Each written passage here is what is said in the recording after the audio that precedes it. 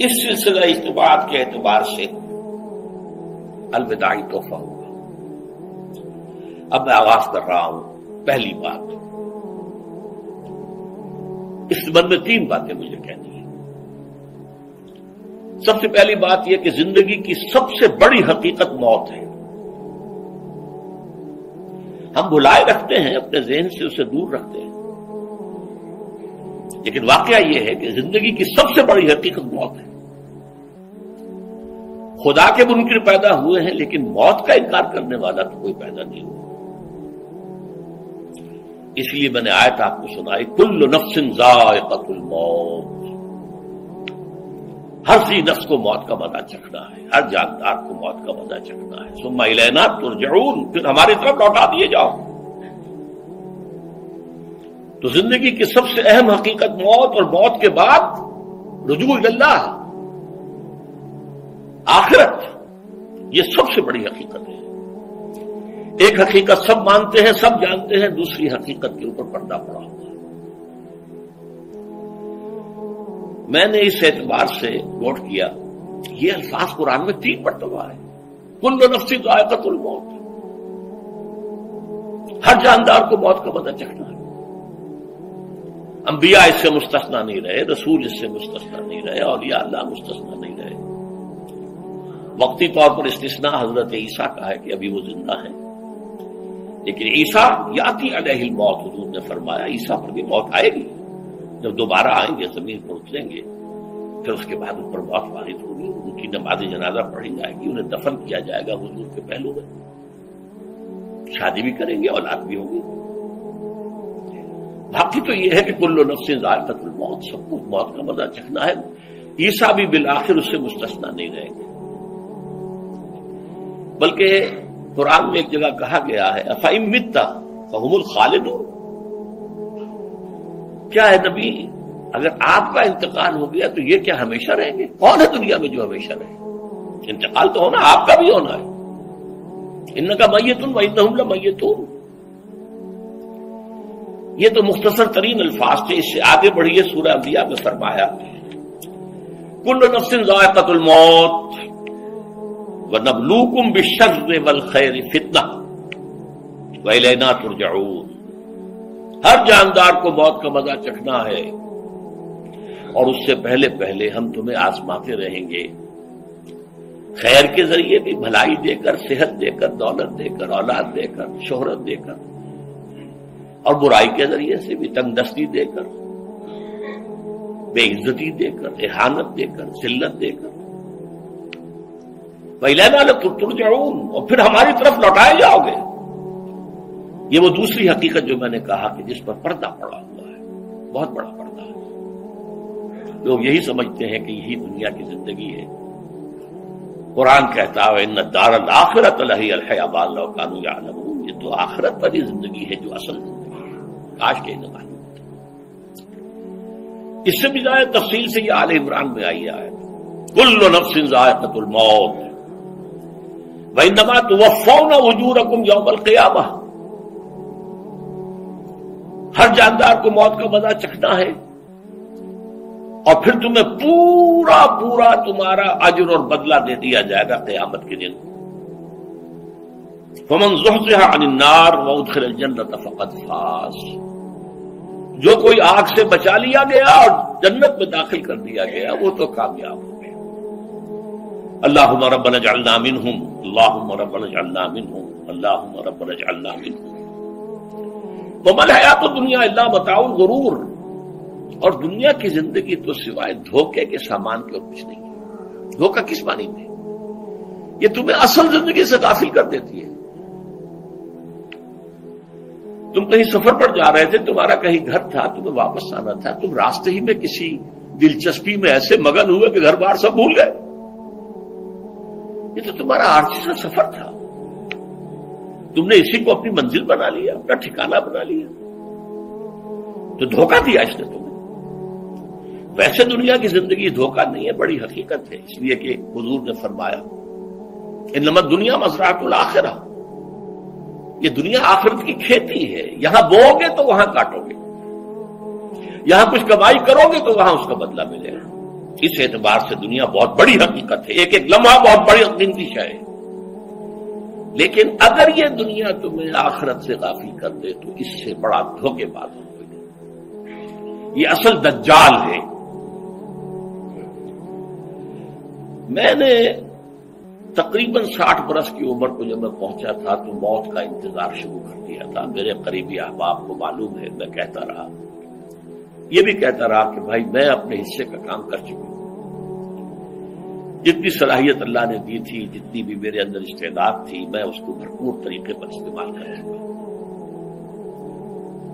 دم واپسی برسرے راہ ہے عزیز و اب اللہ ہی اللہ ہے، یہ میرا معاملہ رہا ہے 60 برس کی عمر سے۔ اس کے بعد اللہ نے مزید 14 برس دیے ہیں، یہ نافلۃ لک کے درجے میں میں کہتا ہوں، اس کا اللہ کا عطیہ خصوصی ہے، نفل ہے، ہمیشہ کہتا رہا ہوں۔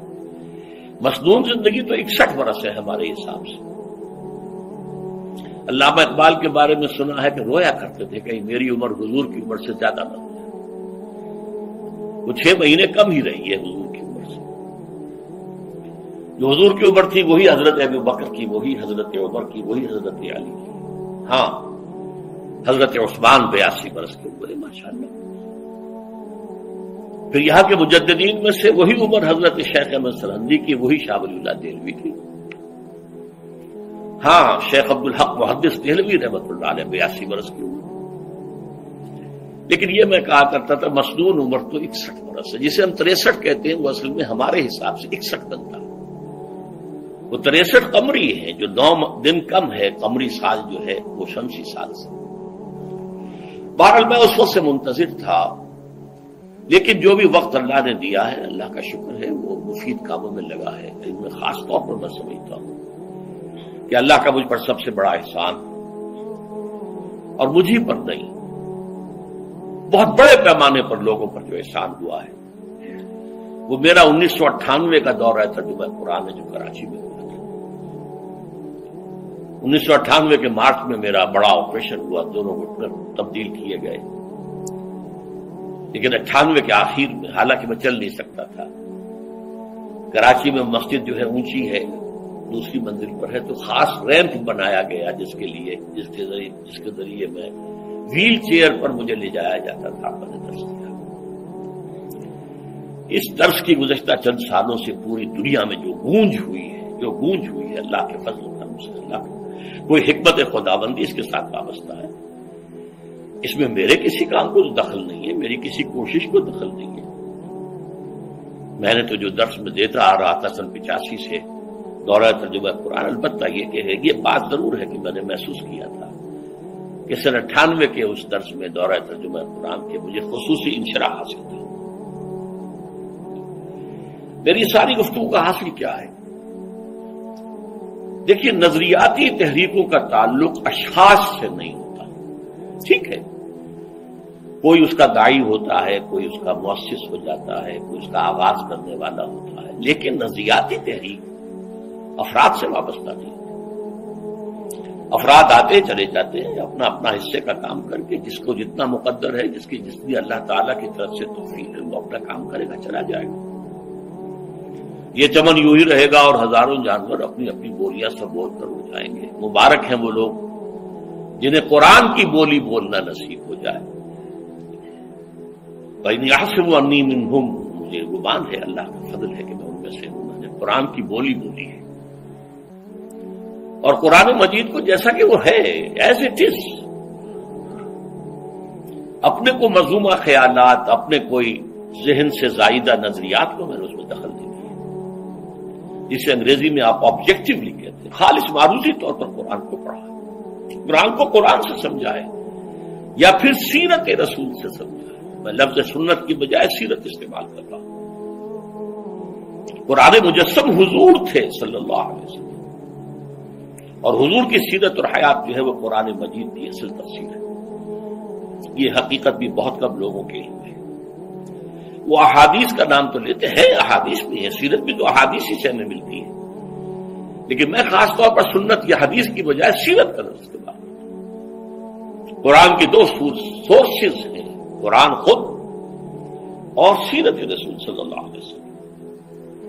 بہرحال انشاءاللہ العزیز یہ کام بڑھے گا، چلے گا، یہ میں ابھی بعد میں عرض کروں گا۔ دوسری بات جو میں نے آیت پڑھی آپ کو، وَمَن نُعَمِّرْهُ نُنَكِّسُ فِي الْخَلْقِ أَفَلَا يَعْقِلُونَ، بہت بڑی حقیقت زندگی کی یہ بھی ہے، جس کی ہم عمر زیادہ کر دیتے ہیں اس کی خلقی صلاحیتوں میں کمی کر دیتے ہیں۔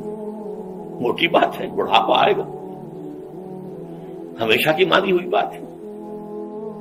اگرچہ جوانی میں آدمی بڑھاپے کا تصور نہیں کرتا، لیکن بڑھاپا آنا ہے، یہ بھی ایک حقیقت ہے موت کی طرح۔ غالب نے کہا تھا مزمحل ہو گئے قوائے غالب، اب عناصر میں اعتدال کہاں۔ ایک صاحب نے مجھے شعر سنایا تھا، ابراہیم صاحب سے ٹونک کے رہنے والے، ذوق پیری بڑھ گیا، جوش جوانی گھٹ گیا، اب عصا بنوائیے نخلے تمنا کاٹ کر۔ یہ تمنائیں جو ہیں طول العمر، انہیں کاٹو، اب گئی جوانی، امنگوں والا دور گیا، اور یہ جو تمناؤں کا پودا ہے اس میں سے لکڑی لے کر عصائے پیری بنوا لیجیے، اب بڑھاپے کے لیے ایک عصا درکار ہے۔ بڑا پیارا شعر ہے، ذوق پیری بڑھ گیا، جوش جوانی گھٹ گیا، اب عصا بنوائیے نخلے تمنا کاٹ کر۔ ابھی 2-3 دن ہوئے ہیں یہاں پر جو خانہ فرہنگ ایران ہے اس کے ڈائریکٹر آئے تھے، انہوں نے فارسی کا ایک شعر سنایا، بڑا پیارا شعر ہے، در جوانی گفتم کہ شعر شعر است اگرچہ پیر بود۔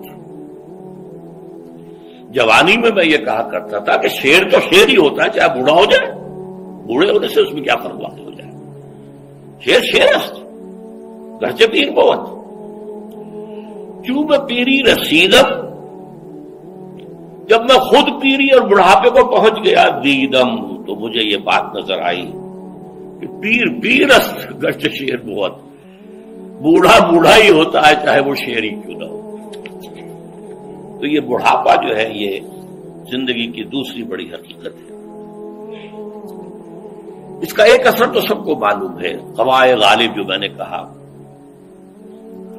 بڑھاپے کا عام نتیجہ جسمانی ضعف، سب جانتے ہیں، لیکن مجھ پر اور کچھ اور لوگوں پر بھی خاص طور پر اس کا جو ایک اثر ہوتا ہے، یہ مجھ پر ہوا ہے، وہ ہے یادداشت کی کمزوری، اور یہ میں کئی سال سے محسوس کر رہا ہوں،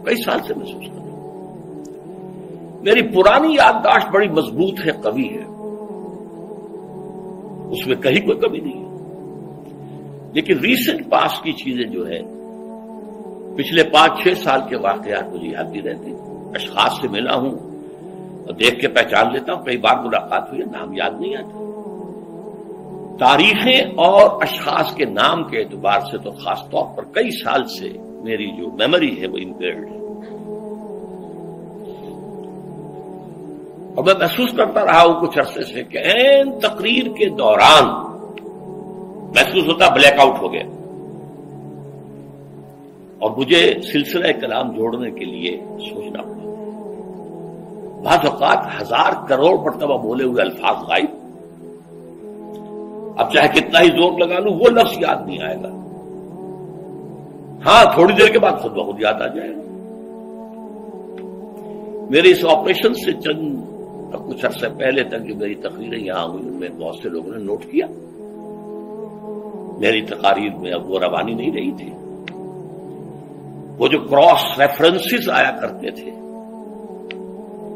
جس کی بنا پر ایک مولانا عبد الکریم باریک صاحب تھے ناگپور کے، انڈیا کے، مولانا علی میاں کے، وہ خلفاء میں سے، انہوں نے تفسیر بھی لکھی ہے قرآن میں، وہ ایک مرتبہ لاہور آئے تھے تو مجھ سے بھی ملاقات ہوئی، میرا درس بھی سنا، پھر یہاں وہ ایک دینی ادارے میں گئے، وہاں میرے خلاف باتیں ہو رہی تھی، تو انہوں نے کہا بھائی اس شخص کی کیا بات کرتے ہو، اس کے سامنے تو معلوم ہوتا ہے کہ قرآن کھلا ہوا ہے، جہاں سے چاہے لے لے، پھول کھلے ہیں گلشن گلشن، لیکن اپنا اپنا دامن، تم کیا بات کر رہے ہیں اس کے بارے میں؟ تو عبد الکریم باریک صاحب کی وہ جو تاثر تھا وہ صحیح تھا، کراس ریفرنسز کا آنا، القرآن یفسر بعضہ بعضا، اس میں بہت کمی آ گئی۔ بہرحال اس کے علاوہ تیسری چیز ہوتی ہے بڑھاپے میں ریزسٹنس کی کمی کی وجہ سے